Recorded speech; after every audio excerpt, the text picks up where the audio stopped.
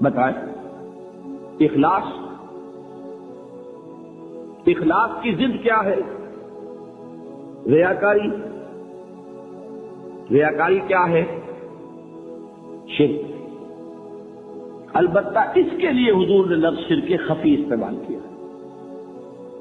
اس لیے کہ یہ نیت کا معاملہ ہے، نظر نہیں آ رہا۔ کسی نے گردن جھکائی ہے تو نظر آ رہی ہے، کسی نے کسی کو پکارا اللہ کے سوا تو سن لیا آپ نے۔ یہ تو ہے نا وہ شرک کے جو جلی ہے۔ قبر کو سجدہ کیا نظر آ گیا، بادشاہ کو سجدہ کیا نظر آ گیا، آپ نے کسی کو دعا کی، کسی کو پکارا، سن لیا آپ نے۔ یہ شرک جو ہے یہ ہے وہ خفی جو نظر نہیں آتا۔ حدیث سنیے اور اس معیار پر اپنے آپ کو ناپیے اور دعا کیجیے اللہ تعالی ہمیں شرک سے بچائے۔ من صلی یرائی فقد اشرک ومن صام یرائی فقد اشرک ومن تصدق یرائی فقد اشرک۔ جس شخص نے نماز پڑھی دکھاوے کے لیے اس نے شرک کیا، اور اس میں لفظ خفی بھی نہیں آیا ابھی یار، ٹھیک ہے؟ قد اشرکا فعل ماضی پر قد کا مطلب ہوتا ہے یقینی بات، شک و شبہ ہے ہی نہیں۔ جس نے دکھاوے کے لیے نماز پڑھی اس نے شرک کیا، جس نے دکھاوے کے لیے روزہ رکھا وہ شرک کر چکا، جس نے دکھاوے کے لیے صدقہ اور خیرات کیا اس نے شرک کیا۔ بچیے شرک سے، اللہ بچائے۔ اس سے ذرا آگے آئیے، حضور فرماتے ہیں کہ اگر کوئی شخص نماز پڑھ رہا ہو اور جب وہ یہ دیکھے کہ کوئی مجھے دیکھ رہا ہے تو سجدہ طویل کر دے تو یہی شرک خفی ہے۔ یہاں خفی کا لفظ ہے، اور میں اس کا حساب، میں تو الجبرا جانتا ہوں نا، سادہ ہر چیز کو اس طریقے سے سادہ سمجھ میں آ جائے۔ دیکھیے آپ نماز پڑھ رہے تھے جبکہ کوئی آپ کو نہیں دیکھ رہا، آپ کا سجدہ تھا فرض کیجئے 10 سیکنڈ کا، جب آپ نے دیکھا کہ کوئی دیکھ رہا ہے تو آپ نے کیا 15 سیکنڈ کا۔ یہ 5 سیکنڈ کس کے لیے ہیں؟ تو ایک سجدے کے 2 مسجود ہو گئے کہ نہیں؟ ایک سجدے میں 2 شامل ہیں، 10 سیکنڈ سے اللہ کے لیے اور 5 سیکنڈ اس کو جسے آپ دکھا رہے ہیں، تو یہی شرک ہے۔ شرک خفی ہے، نظر نہیں آتا، اس پر کسی مفتی کا فتویٰ نہیں چل سکتا، نظر نہیں آ رہا، لیکن جان لو جیسا کہ میں نے عرض کیا تھا، شرک خفی کو یہ نہ سمجھنا کہ شرک نہیں ہے۔ شرک نہ ہوتا تو حضور کبھی اس کے لیے لفظ شرک استعمال نہ کرتے۔ شرک تو ہے، یہی وہ شرک ہے جس کے بارے میں حضور نے فرمایا اس کا پہچاننا اور دیکھنا اتنا مشکل ہے جتنا کسی تاریک رات میں کسی سیاہ پتھر پر رینگتی ہوئی کسی سیاہ چیونٹی کو دیکھنا اتنا مشکل ہے۔ تو اب شرک فی العبادت کی بات سمجھ میں آ گئی۔ شرک فی العبادت کا ایک جز کیا ہے؟ شرک فی الاطاعت، لا طاعت لمخلوق فی معصیۃ الخالق، جس کی اطاعت بھی اللہ کی اطاعت سے آزاد ہو کر لی گئی وہی معبود ہے۔ شرک فی المحبت، توحید فی المحبت کیا ہے؟ کہ اللہ کی محبت تمام محبتوں سے بالا ہو، جس کی محبت بھی اللہ کی محبت کے برابر ہو گئی یا اوپر ہو گئی وہ شرک ہے، وہ معبود ہے۔ وہ زر ہو، وہ وطن ہو، کچھ بھی ہو، وطن پرستی، زر پرستی، سب پرستی سے شرک ہے۔ نمبر 3، دعا صرف اللہ سے ہے، جس سے بھی پکاریں گے شرک کیا۔ سجدہ نظر صرف اللہ کے لیے ہے، جس کے لیے بھی کریں گے شرک۔ اور عبادت صرف اللہ کے لیے ہے اخلاص کے ساتھ، اگر اس میں ریاکاری آ گئی تو یہ شرک۔ یہ 5 ہو گئے شرک، جن کو جمع کر لیں تو یہ شرک فی الحقوق ہے، شرک فی الذات، شرک فی الصفات، شرک فی الحقوق۔ اب ایک مسئلہ اور سمجھ لیں، ایک سوال آپ کے ذہن میں پیدا ہونا چاہیے، نہیں ہوا تو اس کا مطلب ہے آپ کچھ نیم خوابیدہ ہیں، آپ سوئے ہوئے ہیں کچھ۔ وہ یہ کہ اگر یہ ساری چیزیں شرک ہیں تو پھر گناہ کس چیز کا نام ہے؟ رشوت لی شرک، کیونکہ حرام شے مال محبوب پر ہے، اللہ سے شرک ہو گیا۔ ایک نماز چھوڑ دی شرک، اس لیے کہ نفس کا حکم مانا اللہ کا نہیں مانا، شرک ہو گیا۔ تو بھائی پھر وہ گناہ کون سے جو اللہ نے کہا میں بخش دوں گا؟ یہ سوال ہے کہ نہیں؟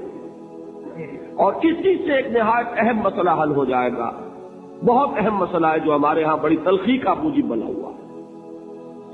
یہ سب چیزیں اپنی اصل کے اعتبار سے شرک ہیں، لیکن اس کے کرنے والے کو مشرک نہیں کہیں گے، بلکہ یہ چیز اگر نیت میں آ جائے، شعوری طور پر ہو جائے، اس کو استقامت ہو جائے تو شرک بن جائے گا۔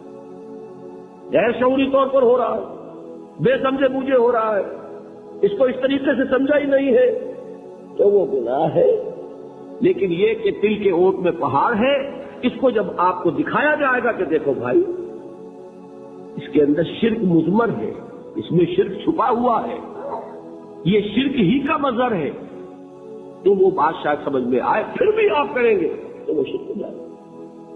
غیر شعوری طور پر، غیر ارادی طور پر، نہ سمجھے ہوئے اگر کام ہو رہا ہے تو وہ گناہ ہوگا، ورنہ وہ شرک ہو جائے گا۔ دوسری بات یہ کہ جس کسی میں ایسی کوئی چیز دیکھ لی آپ نے کہا مشرک ہے تو مرتد کافر، اس کے پیچھے نماز ہوگی، اور پھر آگے بڑھ جائے تو وہ تو پھر واجب القتل ہے، مرتد ہے، واجب القتل ہے۔ وہی جو حماقت خوارج نے کی تھی، ہمارے ہاں کچھ لوگ جذبات میں آ کر ایسی ہی حماقتیں کرتے ہیں۔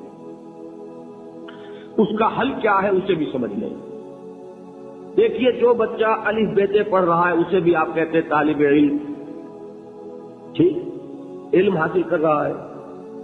اگر اس نے الف بیتے پڑھ لی تو کیا آپ اسے عالم کہیں گے؟ عالم آپ کہتے ہیں اس وقت جب کہ علم کی ایک مقدار جمع ہو گئی تب عالم کہلائے گا۔ ویسے الف بیتے بھی علم ہے، کون کہے گا وہ علم نہیں ہے؟ علم کی ماں وہ ہے، علم کی جڑ وہ ہے، لیکن عالم جس نے الف بیتے پڑھ لی کیا وہ عالم ہو گیا؟ نہیں۔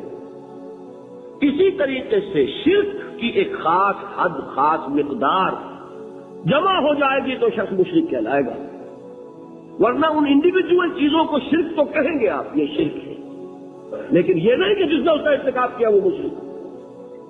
یہ ہے ہمارے ہاں کے جو لوگ ایک دوسرے پر فتوے بازی میں بہت جلدی کر جاتے ہیں، کیونکہ وہ یہ کر رہا ہے لہذا وہ مشرک کے پیچھے نماز نہیں ہوگی، اب وہ مسجدیں علیحدہ، اور ایک جو ہے اصلاح کا دروازہ بند، اس لیے کہ تفریق ہو گئی مستقل۔ یہ نہیں، آپ اس چیز کو کہیں یہ شرک ہے، لیکن یہ کہ اس کو مشرک نہ کہیے، اس لیے کہ علم ہے الف بیتے، لیکن جو الف بیتے پڑھ لے گا وہ عالم نہیں کہلائے گا، بلکہ یہ کہ کسی بھی شخص پر کسی چیز کا انطباق کرنے کے لیے اس کا کوئی لیول ہوتا ہے، اس لیول پر آئے گی وہ شے تو پھر اس کی نسبت کی جائے گی کہ فلاں شخص وہ عالم ہے، فاضل ہے، فلاں شخص امیر ہے، دولت ہے، دولت تو کہنے کو ایک پیسہ بھی دولت ہی میں شمار ہوگا، لیکن دولت مند کہیں کہ جس کی جیب میں ایک پیسہ ہے، دولت مند، دولت کی ایک خاص مقدار جمع ہو جائے گی کسی کے پاس تو دولت مند کہلائے۔ یہ ہے اصل میں فرق کہ یہ چیزیں اپنی اصل کے اعتبار سے شرک ہے، اس میں کوئی شک نہیں، لیکن جب تک یہ غیر شعوری طور پر ناسمجھے ہو رہی ہو تو ان کو گناہ کہیں گے، شرک نہیں کہیں گے، نمبر ایک۔ نمبر دو یہ کہ ان چیزوں کو آپ سمجھائیں کہ بھائی یہ شرک ہے، لیکن اگر کوئی لوگ ناسمجھی میں اپنے مغالطے میں اگر ان کا ارتکاب کر رہے ہیں، ان کو مشرک کہہ کر اور ان سے علیحدگی اور تعلق منقطع اور یہ سارا جو ہے رشتے وہ ختم، یہ معاملہ ہے جس نے ہمارے ہاں نہایت تلخی گھول دی ہے دینی حلقوں کے مابین، جس سے کہ اصلاح کے دروازے بند ہوتے چلے جاتے ہیں، زدم زدہ آ جاتی ہے، پھر تعصب اور عصبیت آ جاتی ہے۔ اگر آپ اس وسیع معنی میں سمجھائیں گے کہ نفس پرستی بھی شرک ہے، دولت پرستی بھی شرک ہے، ریاکاری بھی شرک ہے، اور اس میں آپ بتائیں گے غیر اللہ کی حاکمیت شرک ہے، وطن کی محبت اللہ کی محبت سے بالا تر ہو جائے تو وطن پرستی شرک ہے، یہ اگر آپ بتائیں گے تو ساتھ ہی اگر آپ بتا دیں گے کہ قبر پرستی بھی شرک ہے تو وہ مان لیں گے کہ یہ صرف میرے اوپر ہی فتویٰ نہیں لگا رہا ہے، اس نے تو خود اپنے اندر بھی جھانکا ہے اور اپنے آپ کو بھی وہ ماننے کو تیار ہے کہ جب تک کہ انسان اس لیول پر نہ آ جائے کہ اس کی اطاعت مطلق صرف اللہ کے لیے، تمام اطاعتوں سے آزاد ہو جائے، اللہ کی اطاعت کے تابع اطاعت ہو، کوئی اطاعت اللہ کی اطاعت سے آزاد نہ ہو، تمام محبتوں سے اس معنی میں آزاد ہو جائے کہ کسی شے کی محبت اللہ کی محبت سے بر نہ ہو۔ اگر یہ معیار سامنے رکھیں گے تو آدمی آپ کی بات سنے گا، اس کے دل میں بات اترے گی، لیکن اگر چند مسائل جو بعض گروہوں کے درمیان وہ نزاع کا اور مناظرے بازی کا ایک موضوع بن گئے ہیں، اگر اسی کے اوپر ہیمر کریں گے تو اس میں ضد پیدا ہوگی، تعصب پیدا ہوگا، نتیجہ کریں گے۔ اس کو سامنے رکھیے۔ آخری ایک صرف آیت سنا رہا ہوں اسی محبت کی، وہ سارا جو میں نے جہاد اور اقامت دین اس کی بحث کی ہے، آیت نمبر 24 ہے سورہ توبہ کی۔ قل، اے نبی ان سے کہہ دیجئے، ان کان آباؤکم و ابناؤکم و اخوانکم و ازواجکم و عشیرتکم و اموال اقترفتموها و تجارت تخشون کسادها و مساکن ترضونها احب الیکم من اللہ ورسولہ وجہاد فی سبیلہ فتربصوا حتی یاتی اللہ بامرہ واللہ لا یہدی القوم الفاسقین۔ اے نبی ان سے کہہ دیجئے کہ لوگوں، اگر تمہیں اپنے باپ، اپنے بیٹے، اپنے بھائی، اپنی بیویاں، اپنے رشتے دار، اپنے وہ مال جو تم نے کمائے ہیں محنت سے، اپنے وہ کاروبار جو ان کے کساد کا تمہیں اندیشہ رہتا ہے، اپنی